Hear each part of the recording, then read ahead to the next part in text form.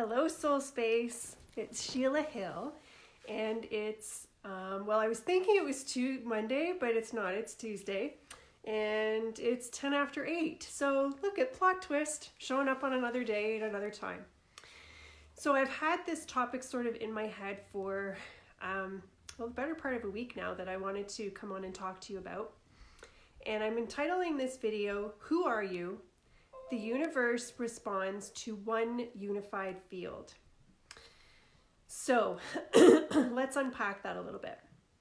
As we move into these higher vibrational energies as a collective, and then as we individually ascend into higher vibrations on our own timeline based on our soul's blueprint, we are being encouraged more and more often, and particularly as we go into some more rapid transformation in 2020 and into, say, 2024, to really be mindful of who we are being in every now moment. So if you've been with me for any length of time, or perhaps you've watched some of my videos, you understand from a quantum perspective that we are always opening and closing various timelines based on the decisions and thoughts that we sort of put any kind of intentionality towards in any given time or any moment. So we are I'll go back. I'll go big and then we'll narrow it all down to my message for tonight. So we are multidimensional beings. Our soul is fractalized into a number of different dimensions all at the same time. Okay, we're back on 9th dimensional you and 12th dimensional you, and then there's 5th dimensional you that already exists, and then there's 3rd dimensional you. So we are multidimensional from that perspective. We are also fragmented into parallel realities because our soul came in with so much to do. You couldn't possibly do it, clear it, achieve it, experience it, all in one sort of unified, one being, one incarnation. So we're sort of fragmented that way as well. We are multidimensional from the standpoint that in any given moment, we could be very in the 3rd dimensional reality in a now moment. We could be daydreaming, intending, meditating, having an astral experience, which is the 4th dimension. We could be showing up purely as unconditional love in any now moment, which would be our 5th dimensional self. So all of this stuff that I just talked about is all going on all at the same time. And although we are working towards ascending into being in awareness, observation, and sort of control over all of this, we aren't quite yet. So here's the piece you can control. Here is my practical boots on the ground advice and teaching for you to take into your next now moment, but particularly into 2020 and going forward. The version of you, the who that you are in every now moment, likely shifts just a little bit. So the Sheila that I am as a mother probably shows up just slightly different than the Sheila that shows up in her friend group, than the Sheila that shows up in her coaching and spiritual practice, than the Sheila that shows up at the grocery store. There are tiny tweaks. We all like to say, "Oh, I'm authentic and I'm real just the way I am, and I love who I am and I don't change for anybody," which from one perspective is true. However, the real higher truth is that we do sort of tweak how we show up depending on what hat we're wearing or what role we're playing. And what that does is it creates more fragmentations in our timeline. So now there is a timeline version of me energetically that is the persona of who I am when I'm at the grocery store, sort of very 3D Sheila. And then there's also the timeline that exists in an energetic space of super, I want to say the word enlightened, but I don't want to sound all up on myself, but super spiritual and connected and sort of the all-knowing version of me. And then there's the one that is raising 2 teenagers, which isn't as bad as I thought it was going to be, but it has its moments. So there are all of these fragmented versions of myself, as they are also of you, that create energy leaks in your field of manifestation. So who you are being, not only who you're being sort of in your physicality, but who you are intending, who you think you are, who you just were, who you're about to be, they all create energetic timelines that then need to be closed off, healed, cleared once there's no more intention put towards them. Or if you put more intention, energy, and thought, and even action towards them, you keep them alive longer. So what happens is your unified field, your field of energy that has the ongoing conversation, the exchange, the resonance with the outer universe that helps you manifest your reality, it becomes very diluted. You become more like a vegetable soup than a broth. I don't know why that's just coming to me now, but I guess that works. So if you are a vegetable soup, meaning there's the carrot you, the celery you, the bean you, and the noodle you, then the universe kind of isn't quite sure where to meet you. Not really sure what timeline to manifest next for you. Not sure what to bring you next into your experience, because you're kind of acting like you're not sure what you are. You might be a noodle, a carrot, a celery.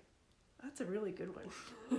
So what we're asking for you to do as you move forward is to unify your field to the point where you are so clear and so certain of how you show up in every now moment, i.e. a nice clear bone broth, that you then can only but create with the universe that's outside of you exactly what you want in every now moment, because you're showing up as a clear, consistent, conscious, aware, and unified field for it to work with. There is no confusion. So that is my teaching for tonight. It's not a long video, but man, is that information really, really profound. Begin to integrate this thought process and bring this awareness into your day-to-day. Am I different when I go to work than I am when I'm at home? Oh, yeah. People at work don't know I'm into the spiritual stuff. Am I different in my marriage than I am with my friends? Well, yeah, because my husband doesn't like me talking about these things. Am I different, with my sister than I am with my mom?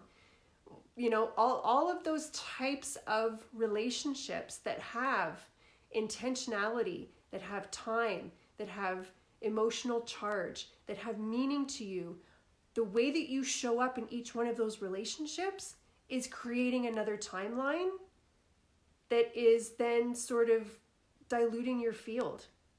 And the universe can only meet you as one. And it doesn't know how to meet you when you're vegetable soup instead of bone broth. So really begin to pay attention to that. And I believe what will happen is you will then be shown when when you're aware of these things. Just a second, Lisa, that the more that you become aware of how differently you're showing up, it will be a catalyst and or a trigger for deeper levels of self-acceptance, for deeper healing, releasing of old programs and stories that no longer serve you. Because if the story that you are telling yourself is that, well, I need to not be spiritual when I'm in the workplace because the people at work won't accept me, you really have to peel that back a little bit and say, well, who's not accepting me? Am I not accepting me, or are they truly not accepting me? What does that look like? What is really being triggered around this? What is the story I'm telling myself? Is it true? What needs to be healed in order for me to release this program or paradigm that I'm carrying that tells me that I'm not allowed to be my full unified organic self in all of my timelines and realities. So although the teaching doesn't really seem like it's very much, it's very, very, very profound. And if you start putting it to work, you will quickly sort of domino effect yourself into a more unified energetic field very, very quickly. When you begin to anchor into yourself as, no, you know what? This is who I am. This is when I feel most aligned, when I feel most grounded, when I feel most balanced. This is the version of me I love the most, which usually is because you're most aligned, most grounded, and most connected and all of that. When you decide and really anchor into that one version of you, and then you self-lovingly refuse to negotiate any other versions of you on the behalf of someone else, you instantly unify your field. Instantly. Because what you're saying is, I'm not willing to be vegetable soup anymore. I am bone broth, and this is the way I work. Because you're unifying your field, and then you're not scrambling by creating all kinds of different timelines.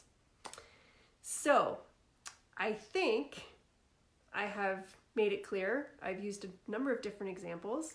I hope that you guys get this. If you have any questions, please post them in the comments now. I haven't been around on video or live very often in the group. So if you have questions about this or anything else, feel free to type it in. If not, or you're watching this on the replay and you have questions, please feel free to post in the comments. I'll come in and engage. I've been personally spending actually a considerable amount of less time on Facebook. Just a form of energetic hygiene for myself as we shift through all of these energies.